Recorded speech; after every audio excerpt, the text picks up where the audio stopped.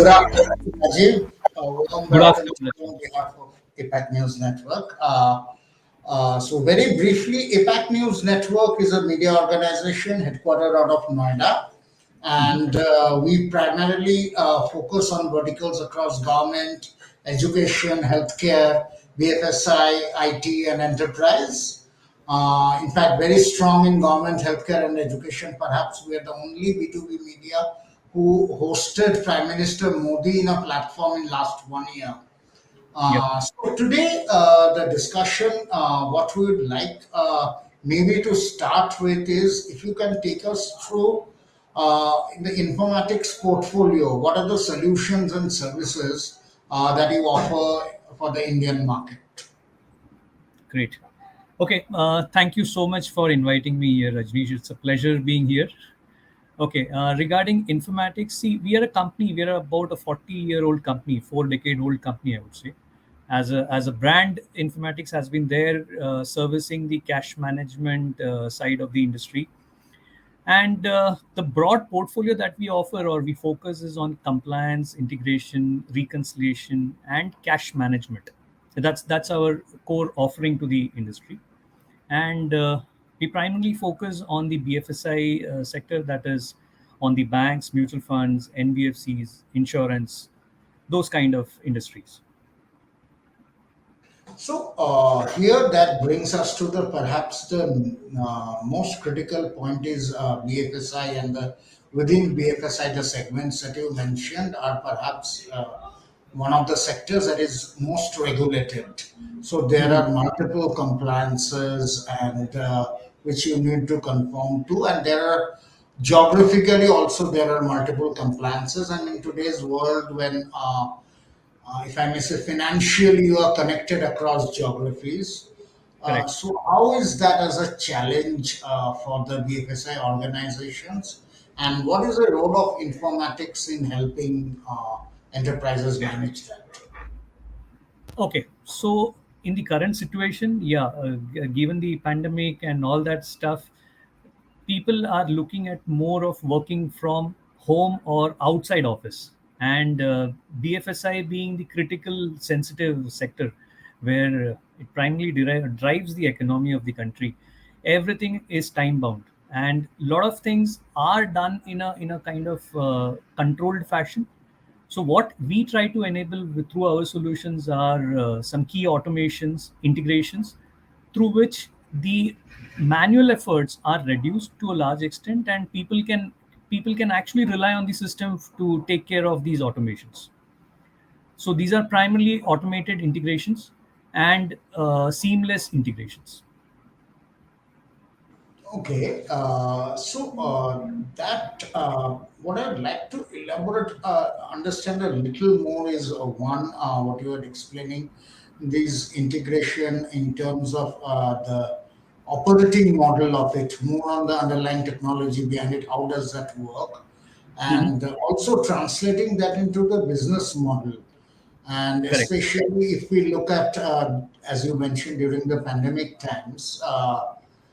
So maybe the methodology of working itself changed. People working Correct. from home. So that means one from the compliances point of view, certain changes, and two from the business point of view also, your relation with the customers, the SLAs. Mhm. How did they get impacted? The SLAs got impacted, and again, from your side, how did you manage that? Well, this pandemic has been some kind of blessing in disguise, I would say, because the SLAs, the initial days, our team used to be in office and then address all the queries and concerns of customers. But now, given this situation, our team is spread across geography. We have a good team of 70 odd members managing things from their homes, and the SLAs have improved, I would say, because the people are not spending time traveling here and there. They can actually service the customer very quickly and easily. So the SLAs have improved. Every customer has cooperated with us in terms of giving us the controlled connectivities and what you call remote sessions. So it has actually helped us. Okay, and if we look at again, the other part I'd like you to answer was on the underlying technology, Hmm. how that innovation you earlier mentioned, how exactly is it working? And two is also in terms of the, again, during the pandemic times, how did informatics as an organization balance between one, whatever were the existing set of clients, deepening the engagement level with those existing set of clients, and acquisition of new clients? So how did you balance between these two, retaining the, yeah. Yeah, well, that's a good question. The pandemic has actually created or added to a lot of opportunities here, because in the initial old days, conventional days, we used to actually operate from our office. Even customers were very clear that for an existing customer or a new customer, I mean new prospect, we had to go and meet them.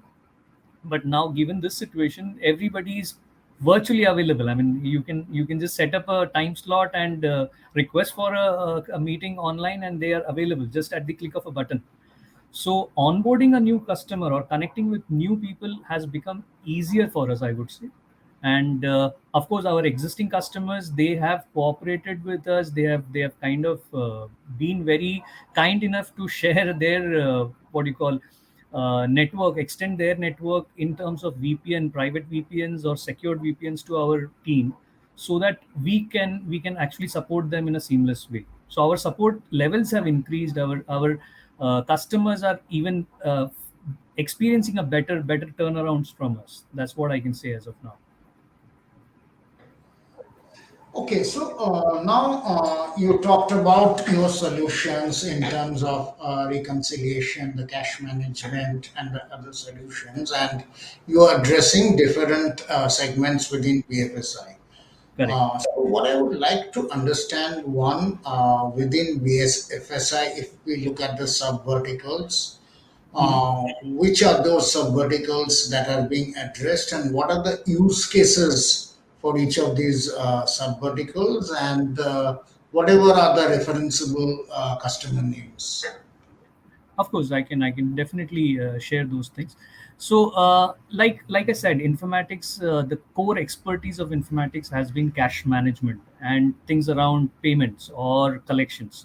So our expertise or our knowledge base has been on enabling customers to sort out their cash management processes, or improvise or optimize on those aspects. So that is one aspect. And since they're all coming under the gamut of SEBI, we also help them with one important side of the business, which is compliance, primarily on the regulations set forward by the regulator in terms of insider trading and compliance management and stuffs like that.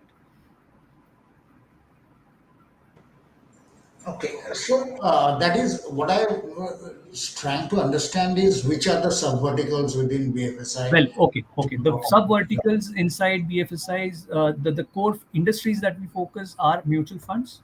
Of course, the mutual fund is a big industry. Then we have NBFCs, banks, insurance, and insurance broking companies. Now, these are the I would say 4 or 5 sectors which are the core economy drivers of the country. And for each of them, we try to solve the cash management and treasury side of the business. So where we have all the various types of integrations done for with their ecosystems, and also enable automated reconciliations for them.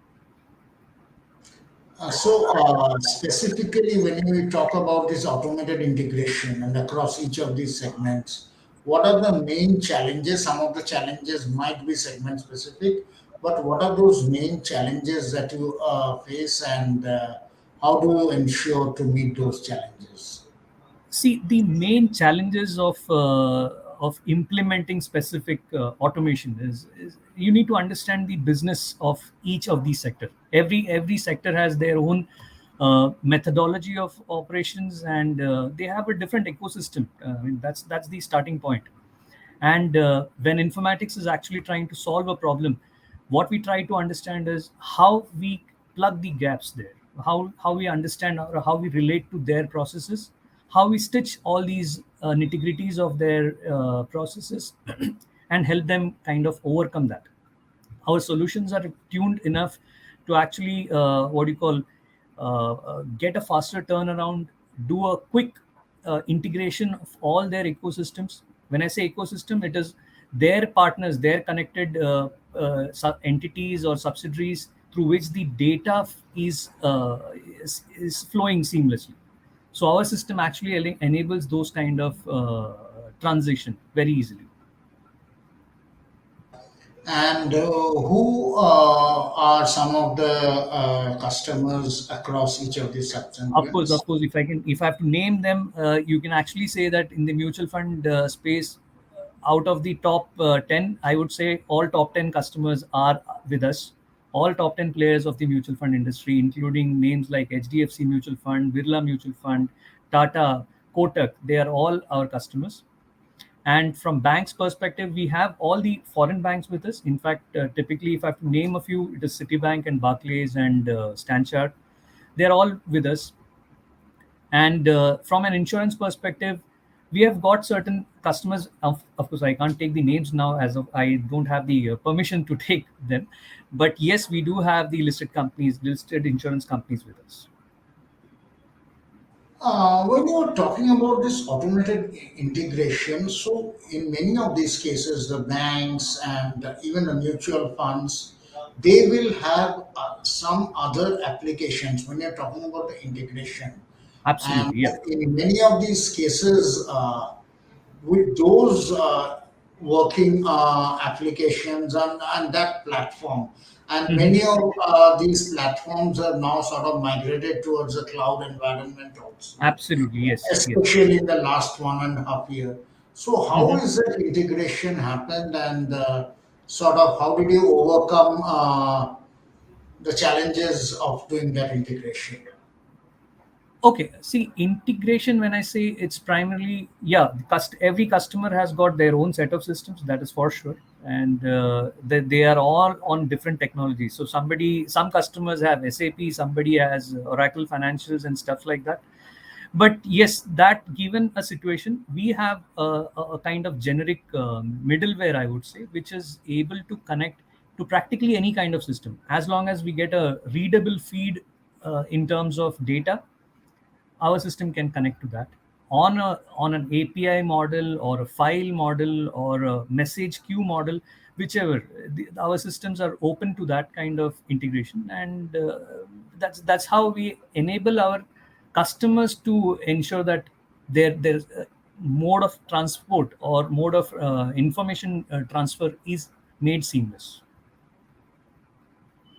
Okay, and also I'd like to understand what is your go-to-market model? What sort of strategy you follow, and what are the initiatives? Okay, okay. See, from a go-to-market perspective, we have been a very kind of focused company in terms of offering our solutions to the BFSI sector. The initiative that we have taken during this situation, during the current times, are basically we have opted for a digital marketing sector or a approach to reach out to maximum customers, so that from right from, I would say, revamping or redesigning our websites and making our case studies available on the website, and what do you call, optimizing the search engines, tying up with a lot of all the other kind of what do you call, softwares, integrating with them. That has been the key areas that we are exploring, so that we can propagate our company in the right way and reach out to the maximum public. Okay.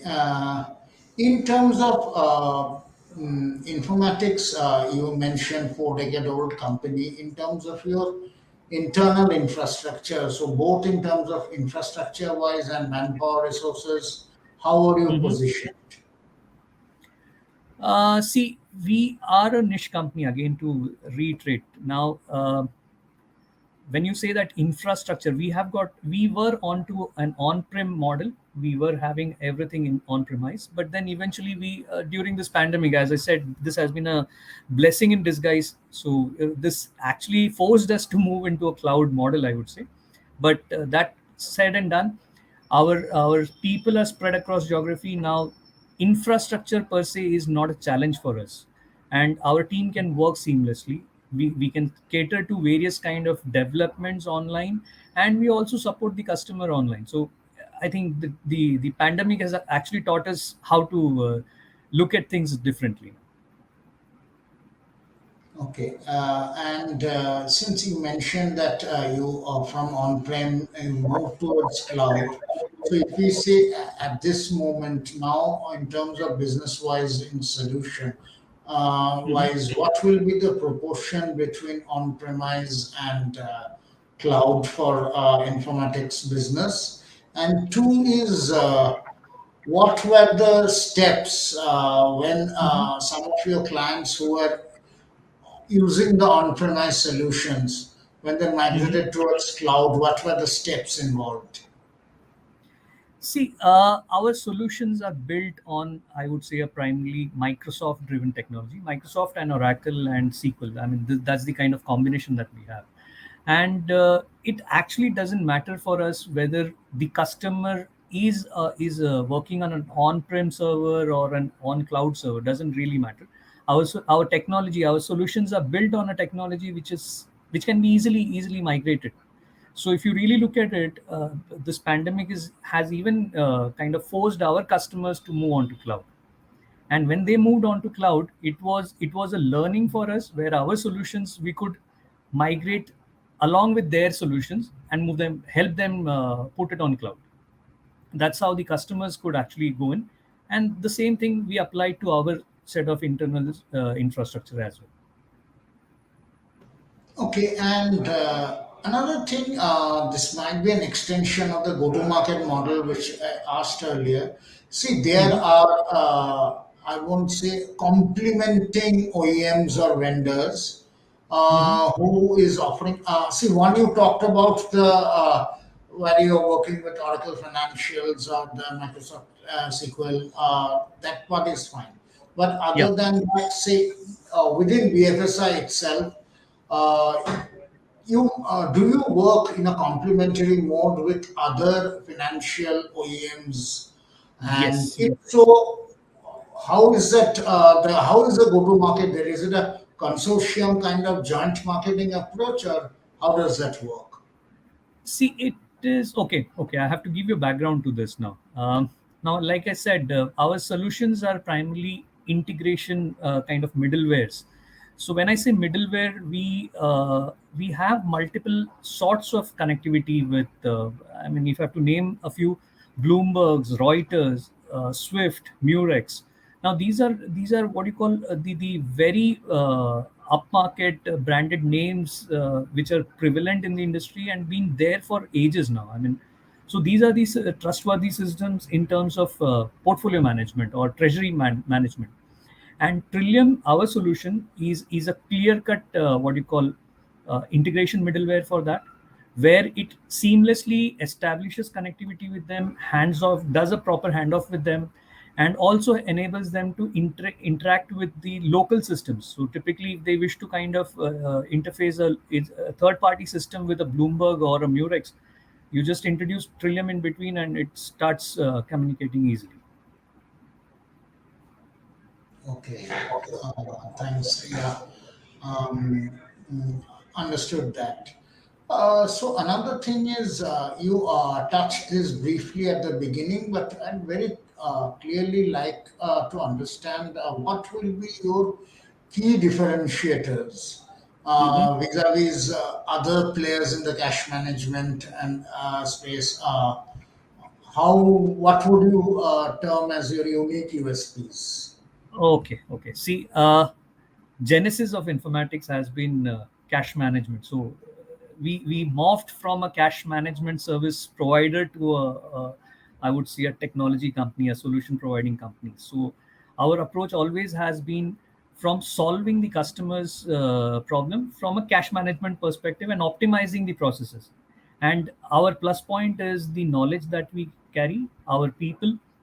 All our team members are first trained on the functional aspect of the business before they are inducted onto the technology. So that becomes a part of our, I would say, DNA. and that enables our people to communicate with the customer. It makes it easier. We talk customers language, and then the problem solving becomes very easier. And then it also gives some kind of confidence to the customer, where they find communicating or kind of pinpointing a problem, and then we coming back with a solution easily. So that's where informatics stands differently apart from other players, where they just kind of present a solution and then they try to customize it. But out here, we try to map our solution to the customer's exact processes. Uh, Thanks. That's great to know. Another thing which I wanted to understand was in terms of if we look at the current situation, and you mentioned NBFCs as a category, and what we have seen Yeah. is a lot of these fintechs are emerging, Hmm. which should come under the NBFCs maybe. Hmm. But are some of these fintechs your customers, and if so, what sort of use cases you have with some of these fintechs? Well, we have not reached that level yet, I would say. We have not reached the level where a fintech is our customer. But yes, we are definitely on the what do you call initial stages of having some conversation with them and getting some kind of business done with them. But as of now, there is nothing concrete on it. And also the middleware layer that you mentioned. So I just wanted to understand in terms of the business model. So this middleware layer, this application integration, and the integration that you do for your Mhm. customers, is it more on the service as a service, or the middleware is as a templatized product that you offer? Okay. See, our model always has been solution side. We always deploy our product onto their infrastructure. So it becomes a part of their ecosystem. So ultimately, when we say that this middleware or this so-called integration is done, we primarily deploy this product onto the customer's end, but we ensure that the product talks to the relevant touch points, and the correct integration is made available to them. So our service is only to the extent of supporting them in case of any mishaps or failures or any fixes that they need. But apart from that, our solution works on an autopilot mode and on the customer infrastructure. This solution talking to all the relevant touch points that you mentioned in different customers. These many of these touch points will also be from different OEMs and different Of vendors. course, yes, yes. In terms of the integration, so are you technology agnostic or vendor agnostic, or how does it work? Absolutely. Informatics, our mantra has been technology agnostic and vendor agnostic. So we ensure that our product caters to the maximum OEM partners as much as possible. And as I said, we try to map the customer's ecosystem into our system. That is the key point here. So the moment we say that a customer signs up, we try to understand their ecosystem, their OEM partners, their vendors, and their data feeds, and that's how we try to stitch them together into our product. That's the greatness of our platform, I would say. Uh, and in terms of within BFSI, the segment itself, in terms of newer customers or newer penetrating newer areas, what are the plans there? What sort of new areas or newer set of customers you would like to focus on? Okay, I would not say newer areas, but see, our focus always has been on the cash management, reconciliations, and integrations, as I already mentioned. So, when we say that these are the functions that we are looking upon, of course, these functions we try to explore across various industries. So, of course, we started with mutual fund, but we try to find business models which are alike mutual fund or NBFCs or an insurance, and then we try to find out niche areas in that. Wherever we can set up these functions, we try to expand ourselves or reach that side. That's what our objective has been. Also, finally, what I'd like to ask is if we look at the next 3 to 4 quarters and Hmm. what likely, hopefully, the impact of the pandemic reduces, but even then, we will see likely to see a more hybrid kind of mode of working, Correct, correct. both physical and virtual. Yep, So, yep. keeping that in mind, what are going to be the informatics focus areas? So, that can be in terms of products, features, solutions, services, whatever, but 3 or 4 of your key focus areas. See, our focus area, of course, when we say that this pandemic has, of course, taught us a lot of things. So, like I said, our focus has been on compliance solutions, our reconciliation solutions. Now, as of now, the customers are all using it in their way, and we usually kind of take time to customize and set it up according to their processes. Now, as a part of next forecast, I mean future, I would say we will try to we're working towards ensuring that we reduce the turnarounds, because we would want the customers to get onboarded onto our solutions very easily and with lesser turnarounds, so that at any point in time a customer wants to just sign up, it should be like they just sign up and they start using the system as soon as possible. So that is what our objective is. So, what is this turnaround time now, and how much would you like to improve that? See, in a very conventional way, if you have to say that, okay, before pandemics or during the pandemic, maybe our systems were taking about 2 to 3 months for implementation. I would say when a customer signs up, from that point to getting them onboarded or a complete what you call operational mode used to take about 3 months. But we want to cut down on that time, and eventually we are even inching towards that, where our solutions are ready to be used, ready for plug-in, and ready for kind of going into production. Uh, Thing I'd like to just got interested since obviously you are handling extremely sensitive data, and all these are financial companies and extremely sensitive data. And Hmm. in many cases, integration you do with, say, mutual funds was one, or the Hmm. banks you mentioned, strong competitors. Yep. Um, your customers are competitors. So, in terms of the integration you are doing with all of them, so how do you ensure or guarantee that sort of neutrality, or more importantly, that there is no competitive leakage or breakdown from your side? So, how is that ensured, both from a technology point of view as well as from a business standpoint? Of course. See, again, from a standpoint on security, SEBI and RBI has already passed a clear diktat saying that cyber security is the most important thing that you have to consider in any system. That has been the first priority that we always ensure in our systems and our offerings. So any system that we kind of first deploy with our customers, it goes through a stringent cyber security test process, and then it is made available to them. That being one side of it, our people are also kind of sensitized onto this aspect, and our teams ensure that no such what do you call data is managed, or no such sensitive information is made available to them in any form directly from a production perspective. It is only under controlled supervision we try to access that.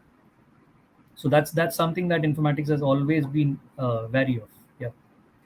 Oh, Got it. great. Thanks a lot and Thank you, appreciate your Rajneesh. time. Have a good day. Thank you so much Thank for you. inviting me here, and it was a pleasure speaking to you. Thank you. Thank you.